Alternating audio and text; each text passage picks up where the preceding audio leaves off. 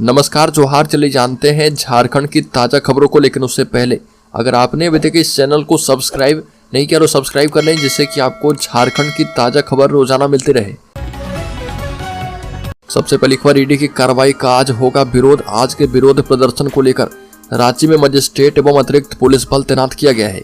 ED की कार्रवाई के विरोध में आदिवासी संगठनों के मोरहाबादी से राजभवन तक विरोध प्रदर्शन को लेकर रांची जिला प्रशासन की ओर से मजिस्ट्रेट और भारी संख्या में पुलिस बल को तैनात कर दिया गया है, ताकि शहर में किसी भी तरह की विधि व्यवस्था में बाधा नहीं आए। क्योंकि आदिवासी संगठनों की ओर से घोषणा की गई है कि विरोध प्रदर्शन में विभिन्न जिलों के लोग रांची आ रहे और वो पारंपरिक हथियारों के साथ राजभवन के समक्ष प्रोटेस्ट करेंगे। इधर 20 जनवरी को ईडी के द्वारा मुख्यमंत्री आवास में होने वाली पूछताछ को लेकर भी विधि व्यवस्था बनाए रखने के लिए मजिस्ट्रेट और 500 से भी अधिक पुलिसकर्मी को तैनात किया गया है। एक और बड़ी खबर, रांची में हो रहे FIH ओलंपिक क्वालिफायर टूर्नामेंट में भारत जर्मनी का मुकाबला देखने पहुंचे धोनी। रांची में हो रहे FIH ओलंपिक क्वालिफायर टूर्नामेंट में सेमीफाइनल का दिन है और फाइनल में जगह बनाने के लिए भारत का मुकाबला जर्मनी से है और आज की जीत भारतीय टीम को पेरिस ओलंपिक के लिए रास्ता खोल देगी। भारत जर्मनी का मुकाबला देखने भारतीय क्रिकेट टीम के पूर्व captain Mahendra Singh Dhoni hockey stadium पहुंचे थे और भारतीय टीम अपने से हाई स्कोरिंग टीम के साथ मैच खेल रही थी। अगली खबर, AGC प्रबंधन के अफसर कर्मी सड़कों पर उतरे। AGC प्रबंधन से वार्ता विफल, 3 दिन तालाबंदी से 3 करोड़ का नुकसान। AGC प्रबंधन से अपने 18 माह के वेतन भुगतान करने समेत अन्य मांगों के समर्थन में AGC मोर्चा जनसंघर्ष समिति का दूसरे दिन भी मुख्यालय के समक्ष धरना जारी रहा और कामगारों ने वहीं पर खिचड़ी बनाकर खाई और आंदोलन पर डटे रहे।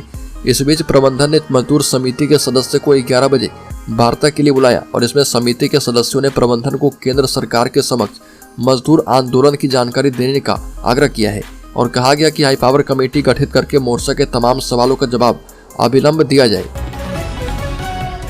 बड़ी खबर, बोकारो में सड़क परिवहन एवं राजमार्ग मंत्रालय भारत सरकार के निर्देशा मुताबिक जिले में आगामी दिनांक 14 फरवरी 2024 तक राष्ट्रीय सड़क सुरक्षा माह मनाया जा रहा। उक्त कार्यक्रम के तहत 18 जनवरी को शहर के विभिन्न चौक चौराहों पर प्ले कार्ड एवं पर्चा वितरण किया गया है। साथ ही सड़क सुरक्षा समिति के कर्मी के द्वारा बैंकों कर्मचारी के साथ बैठक किया गया और बैठक में बताया गया कि किसी भी प्रकार के वाहन चलाते समय ईयरफोन का इस्तेमाल न करें एवं मोबाइल से बात करते पकड़े जाने पर जुर्माना लिया जाएगा। साथ ही ट्रैफिक नियम का पालन नहीं करने वालों पर भारी जुर्माना वसूला जाएगा। साथ ही चालान भी काटे जाएंगे। बड़ी खबर, स्वच्छता सर्वेक्षण में पिछड़ने के बाद रांची नगर निगम का बड़ा फैसला। होटल रेस्टोरेंट से गीला कूड़ा रोज उठेगा और पर सूखा कचरा सप्ताह में 3 दिन उठेगा। स्वच्छता सर्वेक्षण में पिछड़ने के बाद शहर में कूड़ा उठाव और उसके निपटारे पर तेजी से काम शुरू हो गया है। नगर निगम ने सभी जोनल और वार्ड सुपरवाइजरों को कहा है कि अपने अपने क्षेत्र में घर, दुकान, होटल, रेस्टोरेंट सहित सभी प्रतिष्ठानों से रोजाना गीला कचरा का उठाव करें, जबकि सूखा कचरा का उठाव 1 दिन के अंतराल पर करें। निगम के फरमान के बाद कूड़ा वाहन के कर्मचारी ने रोजाना सूखा कूड़ा उठाना बंद कर दिया है और इसका कई क्षेत्रों में विरोध शुरू हो गया है। बड़ी खबर, झारखंड में साहित्य अकादमी की मांग। झारखंड मुक्ति मोर्चा सांसद महुआ माझी ने हफीजुल हसन को सौंपी चिट्ठी। रांची में झारखंड मुक्ति मोर्चा सांसद और साहित्यकार डॉक्टर महुआ माझी ने कला संस्कृति मंत्री हफीजुल हसन से मुलाकात करके उन्हें ज्ञापन सौंपा, जिसमें अविलंब साहित्य अकादमी के गठन की मांग की गई। इससे पहले भी डॉक्टर महुआ माझी ने मुख्यमंत्री को झारखंड राज्य में साहित्य अकादमी, ललित कला अकादमी और संगीत नाट्य अकादमी आदि के गठन हेतु ज्ञापन सौंपा था। कला संस्कृति मंत्री ने इस अवसर पर ज्ञापन स्वीकार करते हुए बताया कि तीनों संस्थानों के गठन हेतु प्रयास किया जा रहा और कोशिश ये रहेगी कि 1 महीने के अंदर या फिर उससे पहले ही गठन की प्रक्रिया पूरी कर ली जाए। पर इन दिनों पूरे देश भर का माहौल जो है राममय हो चुका है और गिरिडीह का माहौल भी राममय है। गिरिडीह में भी जय श्री राम का जयकारा गूंज रहा और गिरिडीह शहर के बड़ा चौक स्थित श्री राम जानकी महावीर मंदिर में 5 दिवसीय श्री राम जानकी प्राण प्रतिष्ठा महोत्सव का शुभारंभ कर दिया गया है और इसमें भव्य कलश यात्रा निकाली गई है। बताया गया कि 23 जनवरी तक मंदिर का प्राण प्रतिष्ठा महोत्सव चलेगा और प्रत्येक दिन धार्मिक कार्यक्रम का आयोजन किया जाएगा। बड़ी खबर, नेता प्रतिपक्ष ने मुख्यमंत्री को लिखी चिट्ठी, 22 जनवरी को राष्ट्रीय अवकाश देने की मांग। बता रहे कि झारखंड में 22 जनवरी को राजकीय अवकाश की मांग की गई है। नेता प्रतिपक्ष अमर बावरी ने अवकाश की मांग करते हुए मुख्यमंत्री हेमंत सोरेन को चिट्ठी लिखी है और केंद्र सरकार ने 22 जनवरी को स्कूल, कॉलेज, सरकारी दफ्तरों में आधे दिन की छुट्टी दी है। राम मंदिर प्राण प्रतिष्ठा के मद्देनजर 22 जनवरी को पूरे देश में आधे दिन की छुट्टी रहेगी और सुबह से लेकर दोपहर 2:30 बजे तक देश भर में सरकारी कार्यालयों और स्कूल कॉलेज में आधे दिन की छुट्टी रहेगी। अगली खबर, झारखंड में ठंड का कहर, बूंदाबांदी से बढ़ी कनकनी। उत्तर भारत में जारी भयंकर शीतलहर और कोहरे के बीच झारखंड के मौसम में बदलाव हुआ है। पश्चिमी विक्षोभ के प्रभाव के कारण पहले यहाँ पर ठिठुरन बढ़ गई और न्यूनतम तापमान में 4 डिग्री तक की गिरावट दर्ज की गई है। कई जिलों में तापमान 5 डिग्री से नीचे चला गया है। अगली खबर, गोविंदपुर थाना के दारोगा को रिश्वतखोरी के लिए किया गया निलंबित और भेजे गए हैं जेल। धनबाद के भोली बैंक मोड़ निवासी रोशनलाल अग्रवाल से रिश्वत लेते पकड़े गए गोविंदपुर थाना के दारोगा विक्रम कुमार को एसएसपी ने निलंबित कर दिया है और बैंक मोड़ में 15,000 रिश्वत लेते एसीबी की टीम ने विक्रम कुमार को रंगे हाथों गिरफ्तार किया था। इस घटना से गोविंदपुर थाना के सभी एसआई और एएसआई में हड़कंप मचा हुआ है। अगली पर, झारखंड में शीतलहर का कहर, स्कूलों का टाइम बदल चुका है। अब सुबह 10 बजे से लगाई जाएगी क्लासें।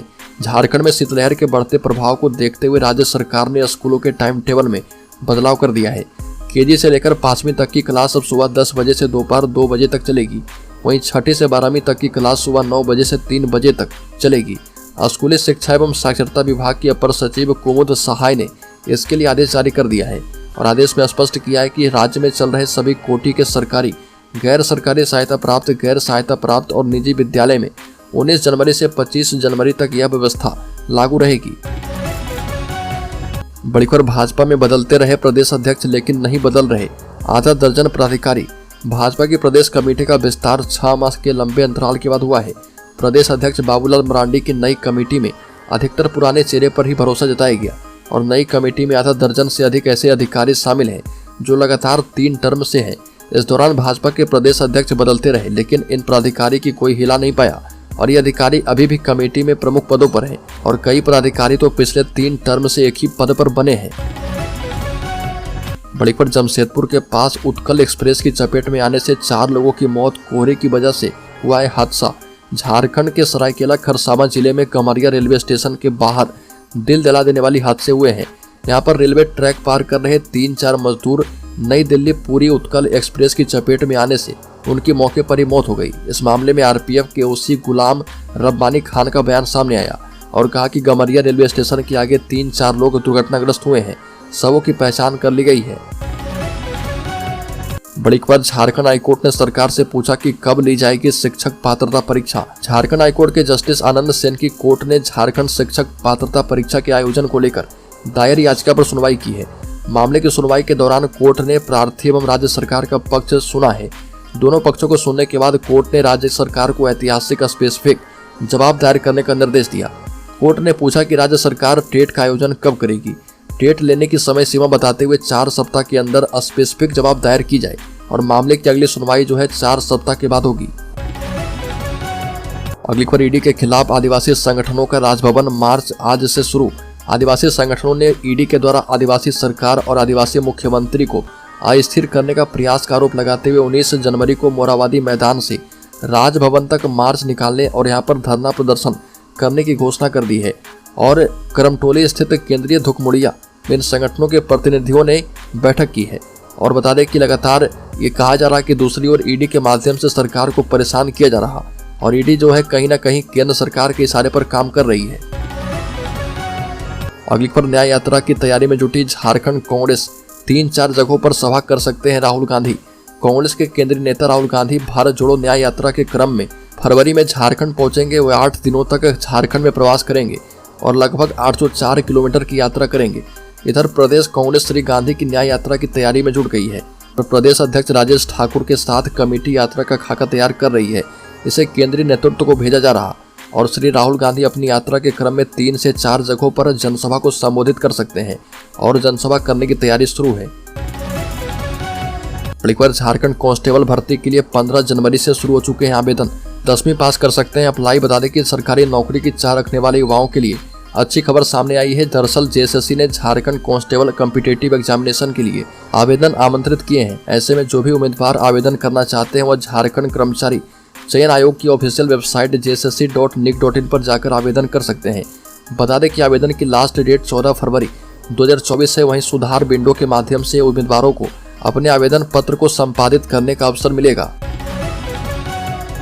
अगली खबर, जेपीएससी परीक्षार्थियों की अभ्यर्थी को मिल सकती है आयु सीमा में छूट। झारखंड सिविल सर्विस परीक्षा की तैयारी कर रहे सभी कैंडिडेट्स के लिए यह एक बड़ी खुशखबरी है और कुछ ही समय में राज्य सरकार परीक्षा में शामिल हो रहे सभी कैंडिडेट्स को काफी बड़ी राहत दे सकती है। आपकी जानकारी के लिए बता दें कि सिविल सर्विसेज अपॉइंटमेंट रूल्स को कुछ ही समय पहले कैबिनेट की मंजूरी मिल गई थी, जिसमें साफ तौर पर बताया गया है कि रिवाइज्ड रूल्स के तहत सिविल सर्विसेज एग्जाम के लिए कैंडिडेट्स की मिनिमम एज 21 साल और विज्ञापन वर्ष के 1 अगस्त को मैक्सिमम 35 साल तक होनी चाहिए। अगली खबर, झारखंड में शुरू होगा बिरसा किसान एकीकृत वेब पोर्टल।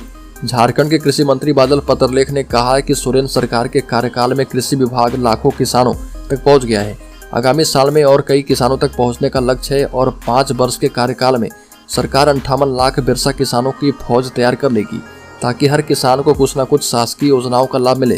कृषि मंत्री बादल पत्रलेख ने कहा कि इसके लिए विभाग काम कर रहा, इसके लिए नई तकनीक का इस्तेमाल किया जा रहा और इससे बार शासकीय योजना का लाभ लेने वाले किसानों की पहचान हो जाएगी। बड़ी खबर, रेलवे को दुर्घटना की डेट से ही मुआवजे का ब्याज का करना होगा भुगतान, झारखंड हाईकोर्ट का फैसला। झारखंड हाईकोर्ट ने कहा कि ट्रेन दुर्घटना में मृत व्यक्ति के मुआवजे पर ब्याज की गणना घटना की तिथि से ही की जाएगी, न कि दावा करने की तिथि से। विलंब से दावा करने पर भी घटना की तिथि से ही ब्याज का भुगतान किया जाएगा। इस निर्देश के साथ ही जस्टिस प्रदीप कुमार श्रीवास्तव ने प्रार्थी को दावे की तिथि से ब्याज का भुगतान करने का निर्देश दिया। साथ ही ब्याज की दर को भी 6% से बढ़ाकर 9% कर दिया गया है।